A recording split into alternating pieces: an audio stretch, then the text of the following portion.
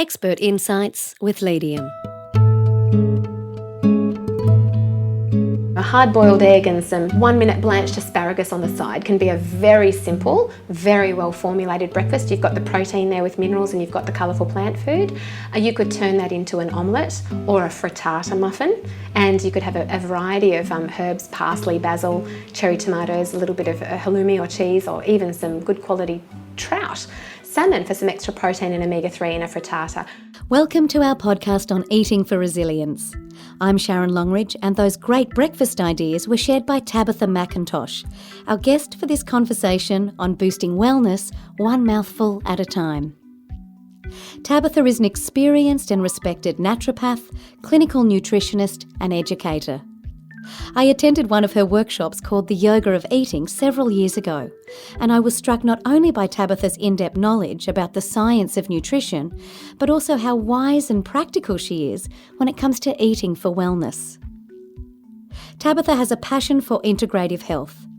After attaining her Bachelor in Medical Science, she went on to complete an advanced diploma in naturopathy and a diploma in nutrition. She has also done postgraduate studies in applied science, in nutritional and environmental medicine. Tabitha is the founder and director of Awaken Your Health in Sydney. For over a decade now, her private clinical practice has integrated naturopathic healing principles and the latest scientific research to educate and empower her clients. Tabitha recently published her first book, co-authored by Dr. Sarah Lance, on nutritional and environmental health. It's called One Bite at a Time, Reduce Toxic Exposure and Eat the World You Want. In our conversation, we explore the link between what we eat and our overall resilience. From practical tips on drinking coffee and crafting a breakfast of champions, to protecting the trillions of microorganisms that inhabit our gut. This podcast is full of insights on sustaining your overall wellness. I see people all the time throughout the week who have lowered resistance against infection or perhaps lowered emotional resilience, and they're not coping, they're feeling overwhelmed quite regularly. And how I work with them is by, we have the discussion about resilience. What is it to be resilient? Because it's all very good and well to run off and go and hide in a cave and move to the country and avoid this allopathic load and avoid all of these stressors. But actually, in reality, we have to learn how to roll with some of these punches and of course choose our battles. But really, I talk about resilience as being how well you bounce back. And besides getting really philosophical about it and talking about, being adaptable and having courage to make changes and perhaps make decisions other people around you aren't making, and to think critically about how you can be most savvy about your circumstances, from a nutritional perspective, what I notice is I'll talk macro first, when someone is eating with some frequency and eating a good quality whole foods diet, but particularly they may be formulating a meal well, so there's adequate protein to anchor their blood sugar levels or their glycemic control, and adequate colourful plant food on the other side of their plate, and they're formulating their meal really well, and they're eating with some sort of frequency around the clock. So a really nice meal formulated well will probably hold and anchor that person for 4-5 hours. So say they were having a good breakfast at 8, that might last them till midday.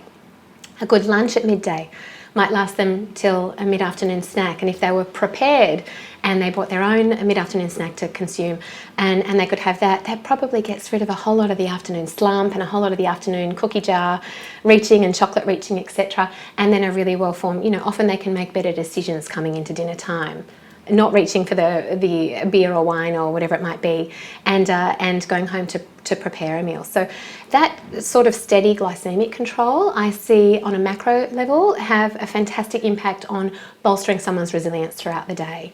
Then it also comes down to nutrition. So I'll speak particularly for women at the moment, because women are the ones who tend to menstruate, lose blood regularly, and so it is the females usually who have significantly lower iron levels. And when our iron levels, ladies, are really, really low because of heavy periods or pregnancy, breastfeeding, we tend to feel like we're scraping the bottom of the tank, and we tend to feel far more easily overwhelmed and teary and much less resilient and we cope less well with the things around us. So, and just, I guess, also exercise. I see people who do make a habit of exercising with some sort of frequency, also better at not sweating the small stuff.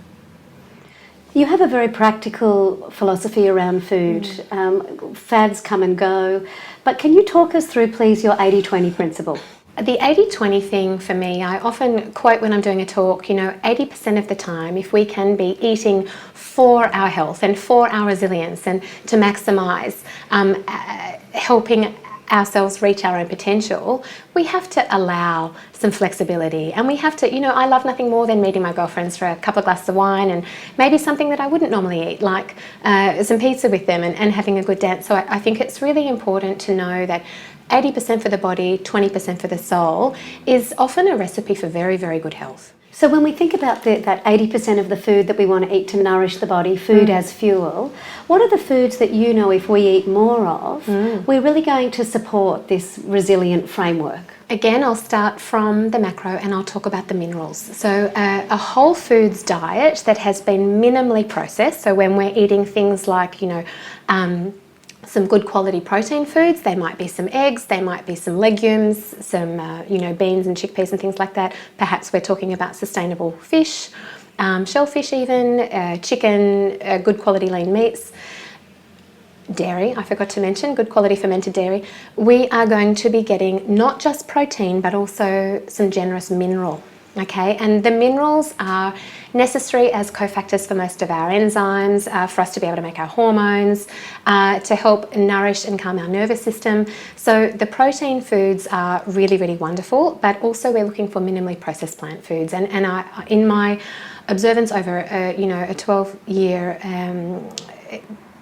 history with practicing, I see the people that have a very high plant food diet tend to go very well. So the system stays alkalized, they're getting a broad diversity of colourful foods, and this tends to maximise their resilience as well. So on the flip side of that, if we want to stay on top of life and stay buoyant, what are some of the foods that you strongly recommend that we really do steer clear of? Our bodies are not designed to deal with large amounts of sugar, and particularly added sugar, refined foods and added sugar. So keeping away as best as you can from packaged foods. I'm the first person to say never eat anything that comes from a box with claims all over it. Boxed cereals I'm not a fan of, fruit juices I'm not a fan of. I even ask clients to tread cautiously with things like flavoured and sweetened yogurts, dried fruits, all these sorts of things. So sweet drinks I think can be a disaster, and especially when we're talking about developing people like our children. Children do not need juice. If you're at a birthday party or something like that and you feel that a juice may be a treat for them, sure, give them a very small proportion of juice, but really dilute it significantly with water, because one of the things about sugar, and in particular fructose bypasses some of the sugar regulatory processes like the insulin.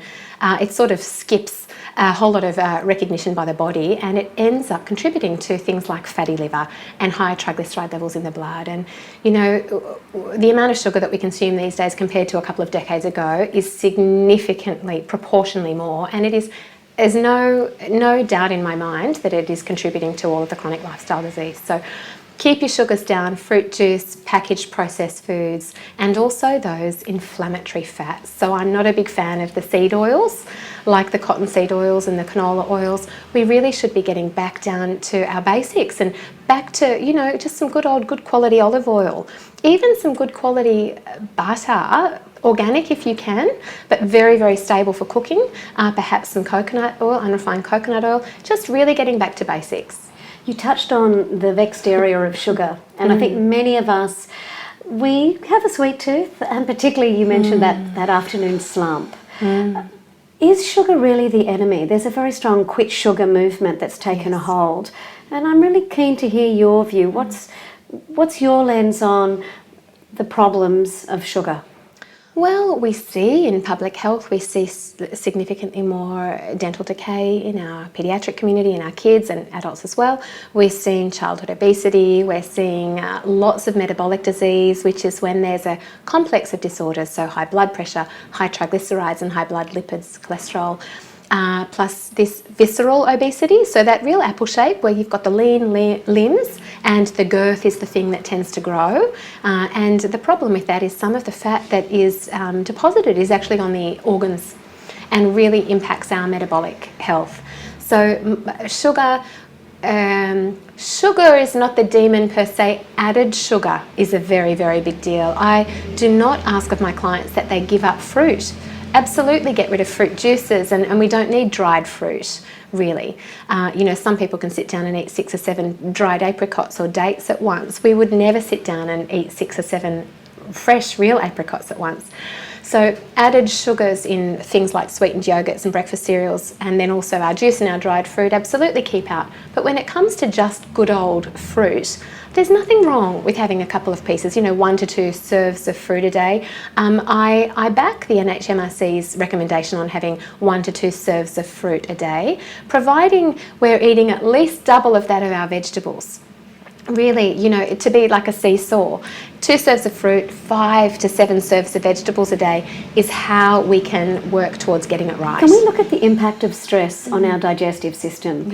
It's said that we have a so-called second brain in our stomach, and people would perhaps recognise this when they get that butterflies feeling or what I call the nervous poo. Yes. Just to decode that for us, what does stress do in terms of our ability to digest life? So I guess it's a 2-tiered answer, and I'm going to start with the autonomic nervous system. So when we're really sympathetically driven and we're really in that fight or flight mode and our adrenaline is pumping and our cortisol, our stress hormones elevated, and that can be elevated not just because of emotional stress, deadlines, arguments, traffic, etc., but also from environmental stress and not enough sleep and too much caffeine and skipping meals. All of these things will tip our nervous system to be sympathetic dominant.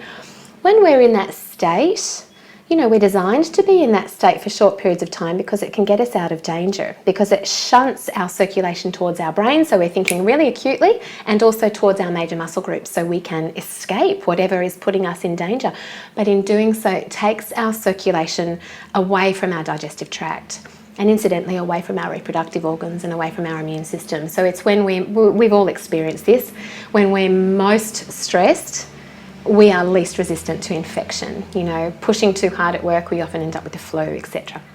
So in doing so, things like our stomach acid can dip down, and we can have a poorer time at chemically digesting our food, and also gut motility can change very significantly, and we're all very unique as to how we interact with our diet and lifestyle and environment and stressors.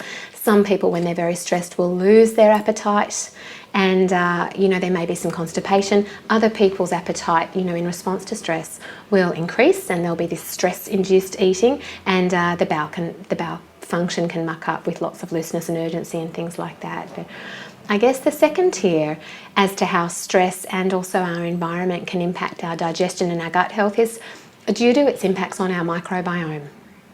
So we all walk around with, somewhere between 1 kilo and 2 kilos of live bacteria that inhabit our gastrointestinal system, particularly our small intestine and our large intestine, our large bowel, the colon. And these work very synergistically with us as humans. In fact, they're not our pets. We're almost their pet, because the DNA of the bugs in our gut is, tenfold higher than the DNA that we carry in terms of load. So we are their pet, and we need to work on nourishing this microbiome. It's such a determinant for our long-term health, and stress can have quite a deleterious, particularly chronic stress that is unresolved, can have quite a deleterious effect on our microbiome and also our gut function. So can you elaborate on that, please? The microbiome has got a lot of attention recently, and the medical community has really now recognised the fact that the health of and the diversity of the biome is critical to good health outcomes, and a compromised biome can really be a key contributor to many conditions, psychological and physiological conditions. Absolutely. So how do we preserve, protect, support a healthy biome? There is a need to avoid things that we know compromise the microbiome. So this is very obvious: obviously, but lots and lots of courses of antibiotics for infections, whether it be sinus infections or urinary tract infections, respiratory infections. Lots and lots of antibiotics can have, the antibiotics are often broad spectrum. So they might be helping us with an infection and certainly can be life-saving, but they're not going to be without their downstream effects on compromising the microbiome's amount and also its diversity. And there are some heavier antibiotic classes of medication that can impact the microbiome so significantly that some of those species will never ever recover, and others may take 6 months, 12 months to recover. So just popping a couple of probiotics after a course of antibiotics probably isn't quite adequate to correct some of the collateral damage. We need to be working on rebuilding the microbiome for several months after it's had an assault. Stress, a very processed diet, huge volumes of swallowing pool water if you've got the kids swimming in a chlorinated pool, and then it's a contentious topic, but looking at 2 litres, 3 litres of Australian tap water with all of the disinfectant byproduct over a lifetime can also have an impact on the microbiome.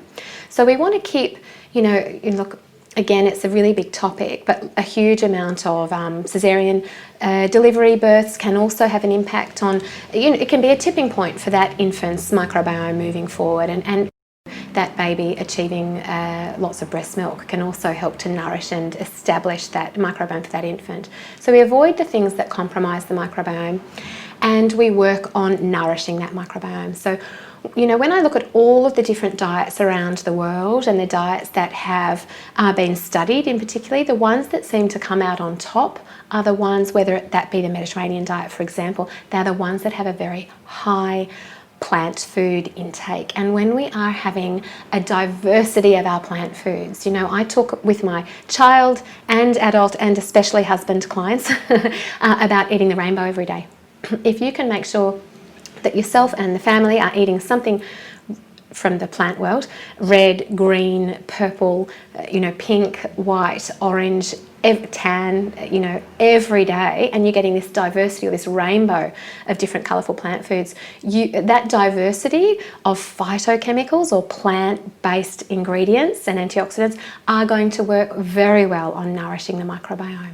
So even things like cinnamon and turmeric and paprika as our spices, and some of the grains, legumes, we can even look towards some of the traditional diets to get fabulous ideas, because this standard Australian diet, which I use an acronym, SAD, standard Australian diet, it is actually quite sad, this Western style diet, it is compromising the microbiome. It's when we go back to basics and have a whole foods diet and we're achieving that diversity of colours that we're going to win with the microbiome. So let's turn our attention to this initial meal of the day. Some people consider it the most important meal of the day.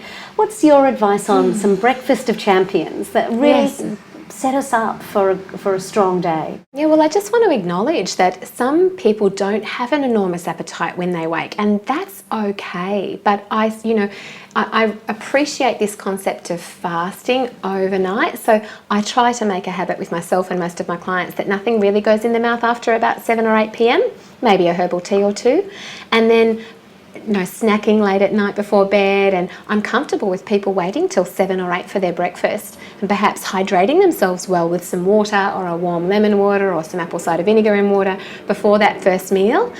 But to anchor yourself, just know that when you wake up, your blood sugars will be low, and they will keep going low unless you have a coffee, in which case they'll spike to the ceiling and crash down soon after. So just anchoring yourself with a small breakfast. For the people that do eat eggs, a hard-boiled egg and some, 1-minute blanched asparagus on the side can be a very simple, very well formulated breakfast. You've got the protein there with minerals and you've got the colourful plant food. You could turn that into an omelette or a frittata muffin, and you could have a variety of herbs, parsley, basil, cherry tomatoes, a little bit of halloumi or cheese, or even some good quality trout, salmon for some extra protein and omega-3 in a frittata. For people needing something more similar, I talk about, I call it breakfast in a jar. So I've got a little recipe that has a tablespoon of oats, a tablespoon of linseeds, which are very cost effective, and a tablespoon of chia seeds. For extra antioxidant, a little bit of cinnamon, And I actually cover those dry things in a glass jar with boiling water the night before, maybe even some natural vanilla extract. And when I come back the next morning to get that ready to fly out the door, that's tripled in size because the seeds and the oats have absorbed all of the water. I might add a dollop of coconut yogurt or yogurt and a sprinkle of fruit, and I'm out the door and I've got something to have before I choose to get my first coffee. Breakfasts on a budget, for those that can tolerate them, sardines on wholemeal toast, maybe with a little bit of avocado or even just avocado. Salt and pepper is a great way to start the day. Baked beans might take everyone back to their college days, but some health food store baked beans, they are legumes. They've got very generous fibre in them that slow the stomach from emptying, so you feel satisfied with those for quite a while. They're obviously going to keep you full for quite a while as well. And smoothies. I'm not big into fruits, but when you are including the fibre, say you've got a smoothie happening and you've got a frozen banana, I like to sneak a cup of baby spinach into a smoothie as well, some chia seeds, maybe some cinnamon again, but a smoothie can be an easy way to start the day too. Can we just briefly turn our attention to coffee? Sure. Coffee's a very, very beloved beverage for many people. What's your practical lens on coffee consumption? Well, I'm a coffee lover, so it's not about being a purist. I consider coffee and the caffeine within it to be a recreational drug, so you just have to know how to use it really. And the things when it comes to coffee that I will mention are that, again, we're all very unique. So there are actually tests that I can perform with certain clients if they ask, but some of us metabolise caffeine very well.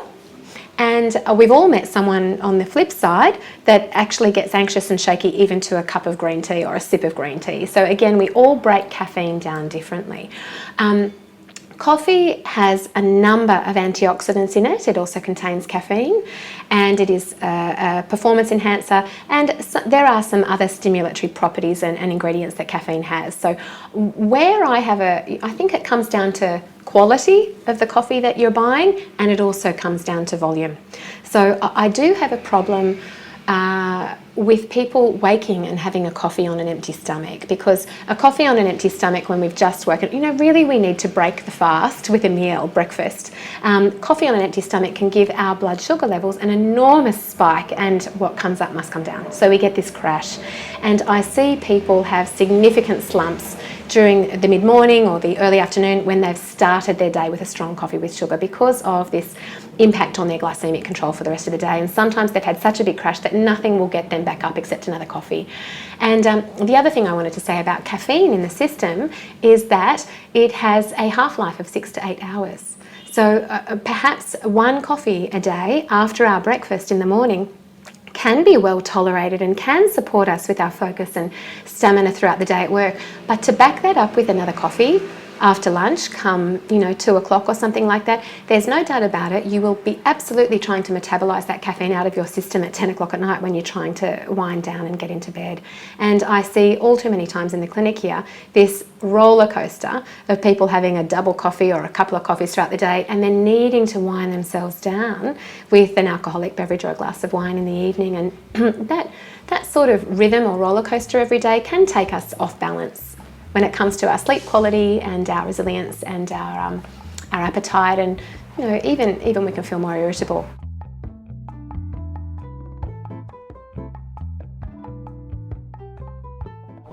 Another successful day. You've conquered many milestones, yet one tough moment is dragging you down. Tame your runaway brain. Drawing on neuroscience, Boost Your Brain and Wellness is a micro-training program that strengthens your composure, confidence and performance. Refine your mind in less than 10 minutes a day at leadium.com.au.